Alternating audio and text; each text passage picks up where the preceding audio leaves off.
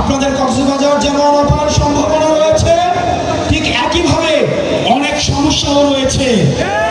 তার মধ্যে একটা প্রধান সমস্যা ছিল ট্যাবলেট বডি। আপনারা ইতিমধ্যে ট্যাবলেট বডিকে উৎখাত করেছেন, বডিকে উৎখাত করা গিয়েছে। এখন আমাদেরকে লড়াই করতে হবে ট্যাবলেটের বিরুদ্ধে, গ্লোবাল বিরুদ্ধে, মাদকের বিরুদ্ধে। প্রিয় কক্সবাজারবাসী, আপনাদের আরো সমস্যা রয়েছে।